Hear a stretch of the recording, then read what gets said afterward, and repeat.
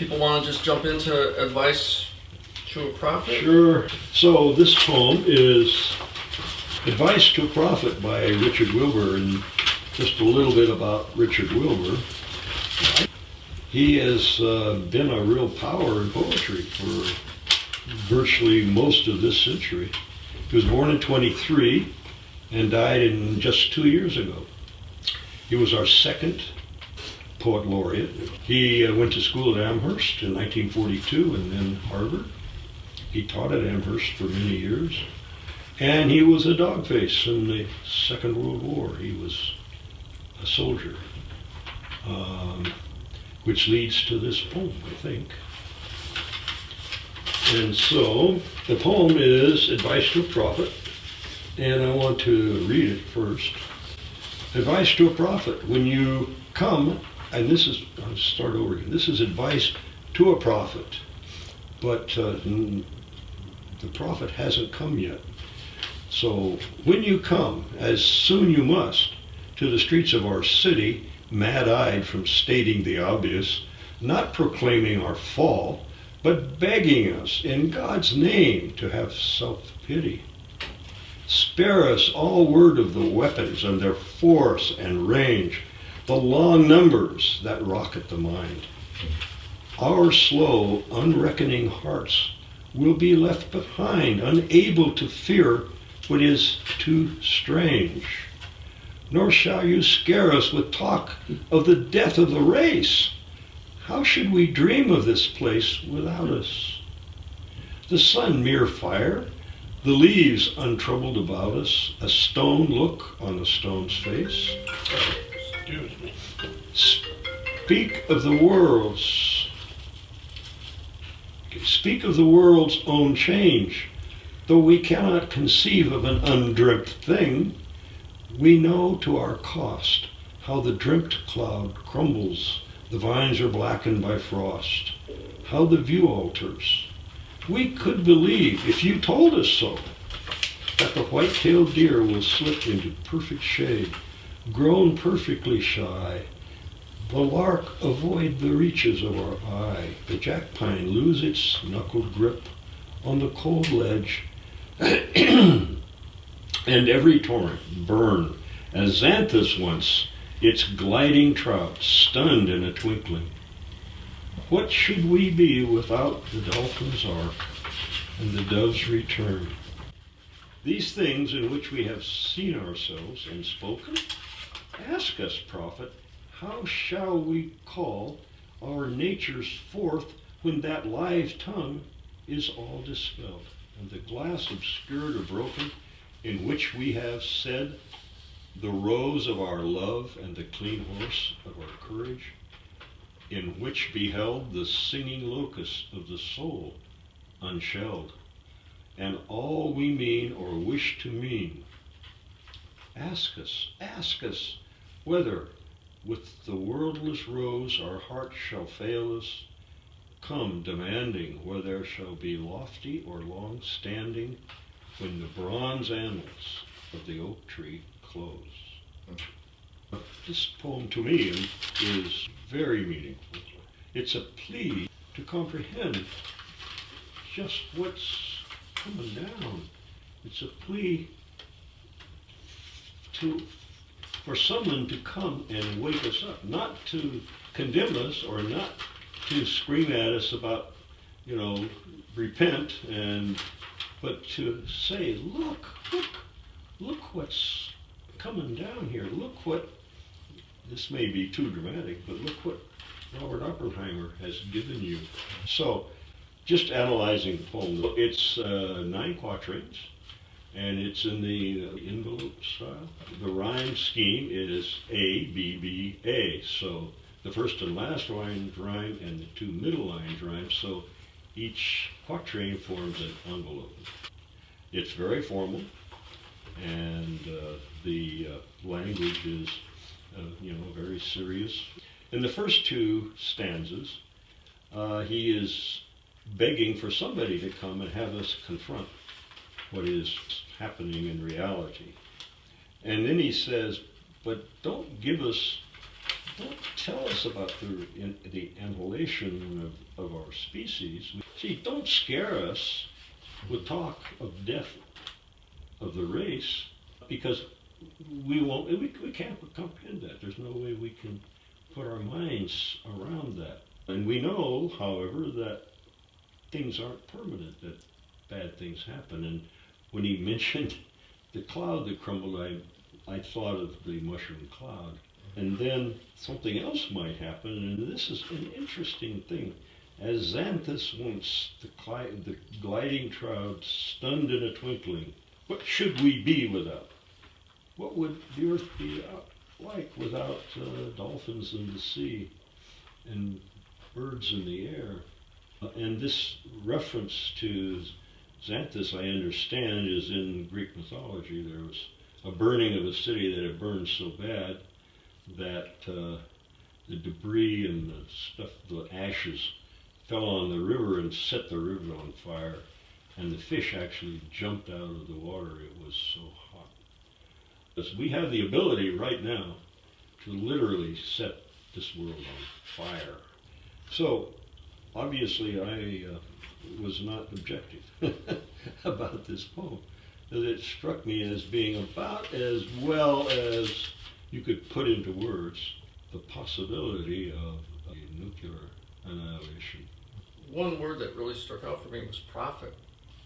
And I think of all the Old Testament prophets. I looked up, Yeah, and life wasn't so good for those prophets. They were not popular. And I think the general thrust was, you guys are falling away from God, a bunch of sinners, and the kingdom of Israel and Judah, forget it. You gotta change, you gotta come to God. That's what they were saying. So he's saying it in this first stanza, not proclaiming our fall, but begging us in God's name to have self-pity, which might be a different role for a prophet. Sit. And it's good to have one more here for our reading. Well, the first stanza in terms of prophecy in the Bible, first of all, the prophet hasn't come yet.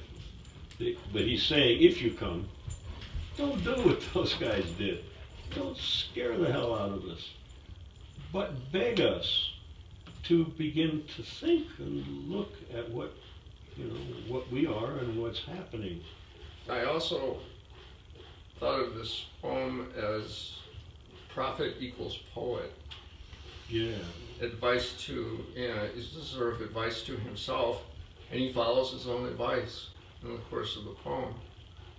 And the second stanza, spare us all word, just like a poet would be spare in his words, of the weapons, their force and range. So it sounds like we're talking nuke issues here. Mm-hmm. And then the use of rocket the mind.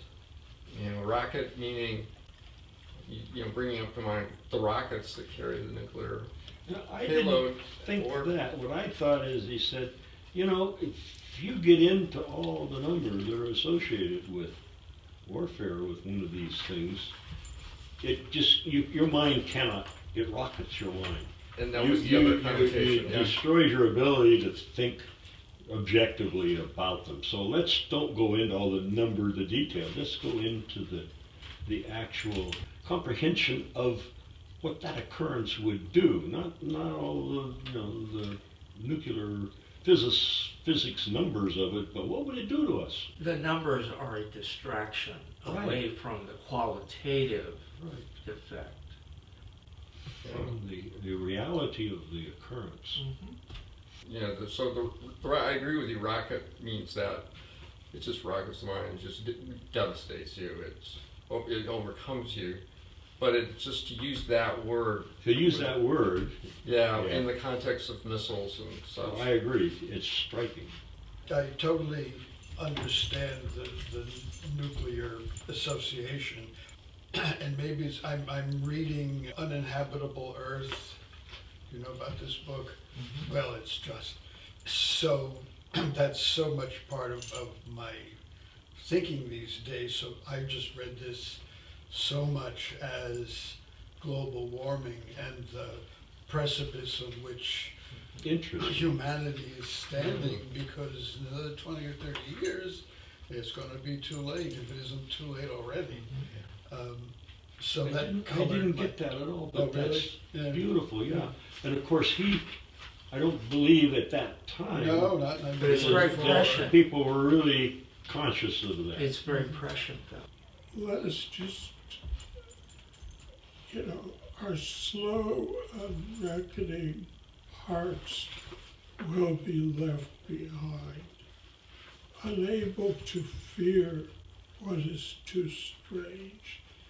To me, at this point, it reminds me of T.S. Eliot, who's projecting a world that is so scary. And let's not have a world like this. What was the name of Eliot's work? The Wasteland. The Wasteland. Wasteland, yeah. I think that the notion of advice to a prophet is ambiguous in a beautiful way, because it's advice to all of us. And we have a tendency to leap into a future and ignore the present moment. And then beyond that, we tend to leap into a dark and the ugly future, which is disabling. Yeah, I want to go back to, what was it, the second stanza? Unreckoning hearts in the third line. I thought about, our minds reckon, but I hadn't thought of, our hearts as reckoning. And the minds reckon in a sense of calculation. Our great passions and our love will be left behind. And the other thing that goes right along with that is our souls are in our bodies like locusts are in their shells. And when the locust leaves the shell, it's like when our souls are freed from our bodies, our unreckoning hearts will be left behind, just like the shell of like the shell of a locust or the shell of our soul. What is the shell of our souls? That's also a beautiful, beautiful concept. Well, and that we're a locust. And that, of course, brings the Bible immediately to mind with the plagues of us. One of the things God's going to do to us, He's going to release locusts on us. Unleash them. I love the line, a stone look on the stone's face. These lines have a lot of balance in them, but to use the face of a stone that way, because that's, face of a bluff, meaning the front of it. And then how to view altars, I even thought of altars as in a different spelling, but a church altar. I don't know if that works here. I think it just means how the view altars may be like winter. When winter comes, the view you have totally changes, alters. And I'm thinking of the term nuclear winter. Yeah, Again, very yes. much. In the summer, we have beautiful vines which make beautiful purple flowers. And then, after the first frost, all there is just black lines on our fence until magically spring comes again and it turns green. But that might not happen. Sometime spring might not come. I have to remark on the beauty of the language here. On the cold ledge, every torrent burned. So again, you get that balanced line. Is Xanthos once, this gliding trout torrent, obliterating. But to think of, that flash after a nuclear bomb goes off, stunned in a twinkling. Oh yeah, if you've ever seen kind of slow-mo pictures of the mushroom cloud, there's just all kinds of nuclear flashing going on as one element is changing to another, and all that energy is being released in photons. It's an amazing, amazing picture. Well, and then the alliteration in the next line, the balance, the dolphins arc, the doves return. Oh. But the key line here, is these things in which we have seen ourselves and spoken. To me, that's when a poet does that. We've seen these things. You know, when we reach for metaphors and similes about what the world is like, and if we don't have these things, how can we sing like a poet? There's nothing. There's nothing there. And his use of metaphors and similes in this, I mean, you could just talk about that for an hour. Brilliant. The rose of our love and the clean horse of our courage. I could not get my mind around, so I don't know what he's alluding to. What I thought Well, of Xanthus is also a horse in Hmm? mythology. There's also a horse in Greek mythology. Oh, it must have been served multiple purposes because That's right. The name of the river around Troy. That's right. But the clean horse of our courage. How does our courage relate? I thought. I mean, the rose of our love, I completely understand. But the clean horse of my courage. I thought of the horse as like really a powerful animal, you know, that you can take into battle. I guess that's the thing. You Embodiment. ride it into battle if It's you're an brave and embodiment. have courage while you get on your steed and go face the enemy, Mm-hmm. kind of thing. The other thing maybe we haven't talked enough about though is the prophet is not just someone who comes and talks about the future. We understand that they have some special connection to the divinity. And so that's what I think an element is, because somewhere he says, tell us this so we can believe it. Yeah, it says, if you told us so. Right. We could believe, if you told us so, that the white-tailed deer will slip. And belief is almost a religiosity there. He's definitely referring to the biblical prophets. I mean, I think there's no question about that. Well, you think about, you know, if this were advice to a prophet about climate change, if the prophet followed this advice, they wouldn't talk about numbers and average stuff. They talk about the polar bear, the lone polar bear on, you That's know, right. the broken piece of ice that he's going to drown. That grabs us, but numbers no. You know, But I do think there is this added layer of a role of a poet in this, that a poet without a world from which to derive truth, without those images and metaphors, it would be a very barren place and a barren verse. well, I don't think it's too out of line to say that Wilbur is the poet. I mean, is the prophet. Yes. The poet is the prophet in this work. He becomes the prophet, but he doesn't say that. He says, Yeah. Well, it's almost a handbook for prophets. right. If you come, and you got to come because God knows something's got to That's happen. right. So it says, you soon must Yeah. come. You know, he's begging him to come.